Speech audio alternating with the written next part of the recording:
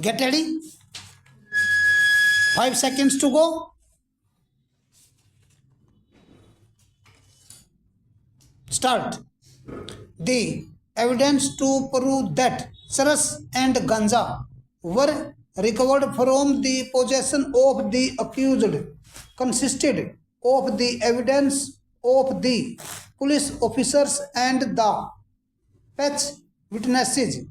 Stop. The punch witnesses turned hostile. Stop.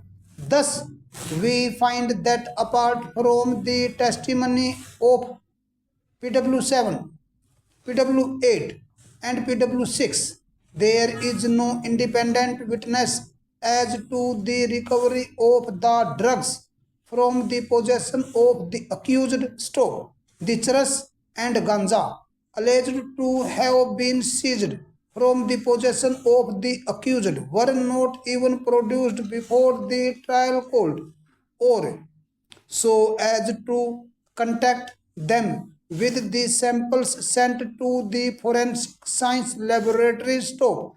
There is no material produced in the trial apart from the interested testimony of the police officers to show that the charas and ganja were seized from the possession of the accused or that the samples sent to the forensic science laboratory were taken from the drugs seized from the possession of the accused. Stop. Although the High Court noticed the fact that the charas and ganja alleged to have been seized from the custody of the accused had neither been produced in the court nor marked as articles which ought to have been done, the High Court brushed aside the contention by observing that it would not vitiate the conviction as it had been proved that the samples were sent to the chemical examiner in a properly sealed condition and those were found to be charas and ganja. Stop. The court observed non-production of these commodities before the court is not fatal to the prosecution. Stop. The defense also did not consist during the trial that these commodities should be produced. Stop. The High Court relied on Section 465 Criminal Procedure Code 1973 to hold that non-production of the material object was a mere procedural irregularity and did not cause prejudice to the accused. Stop. In our view, the view taken by the High Court is unsustainable. Stop. In the trial, it is necessary for the prosecution to establish by cogent evidence that the alleged quantities of charas and ganja were seized from the possession of the accused. Stop. The best evidence could have been the seized materials which ought to have been produced during the trial and marked as material objects. Stop.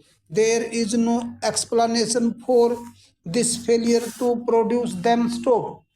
Mere oral evidence as to their features and production of Panchnama does not discharge the heavy burden which lies on the prosecution, particularly where the offence is punishable with a stringent sentence as under the NDPS Act. Stop. In this case, we notice that punch have turned hostile, so the Panchnama is nothing but a document written by the police officer concerned. Stop. The suggestion made by the defense in the cross-examination is worthy of notice. Stop. It was suggested to the prosecution witness that the landlady of the house, in collusion with the police, had lodged a false case only for convicting the accused from the house in which they were living stopped. Finally, we noticed that the investigating officer was also not examined stop. Against this background, to say that despite the punch witnesses have turned hostile, the non examination of the investigation officer and non-production of the seized drugs, the conviction under the NDPS Act can still be sustained as far-fetched.